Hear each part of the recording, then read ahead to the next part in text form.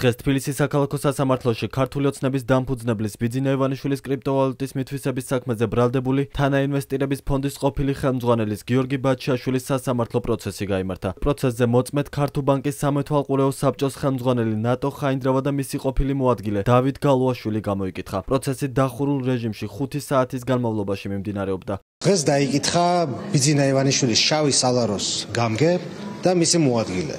ეს შეხვედრა ეს სტომა იყო დახურული ზუსტად იმიტომ, რომ ეს ორი პიროვნება 3 საათის განმავლობაში ამტკიცებდა, რომ ქართულ ბანკი არ არის ბანკი და ეს არის ჩვეულებრივი კანტორა, სალარო, რომელიც მოქმედებს მხოლოდ ბიძინა ივანიშვილის მითითებით.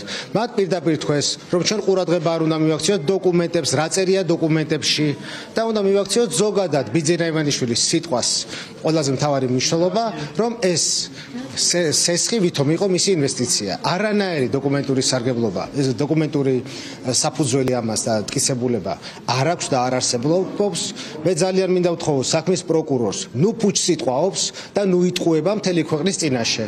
როდესაც ამბობს, რომ რამე საბუთები არსებობს და ერთი მაინც საბუთი არსებობს, რომელიც მიუთითებს, რომ ივანიშვილის იყო იქ საერთოდ რამე. დღევანდელი პროცესი პროკურორ მიხეილ სადრაძის შუამდგომლობის საფუძველზე დაიხურა. როგორც სადრაძემ თქვა, დაკითხვის პროცესში საუბარი შეეხება ბანკსა და კლიენტ შორის ურთიერთობის ისეთ ნაწილებს, რომლებიც შეიძლება შეიცავდეს კომერციულ საიდუმლოებას. დაცვის მხარე შუამდგომლობას არ დაეთანხმა. ადვოკატმა ლევან მახარაშვილმა თქვა, რომ კანონმდებლობის თანახმად სხდომა მხოლოდ იმ შემთხვევაში იხურება, თუ სახელმწიფო საიდუმლოების შემცველი დოკუმენტები განიხილება, ან თუ შეიძლება ადგილი ჰქონდეს პერსონალური მონაცემების ან კომერციული საიდუმლოების დაცვას. ახლა კი ეს ვითარება არ არის, ვინაიდან სესხის ხელშეკრულება არ არის საიდუმლო ინფორმაცია.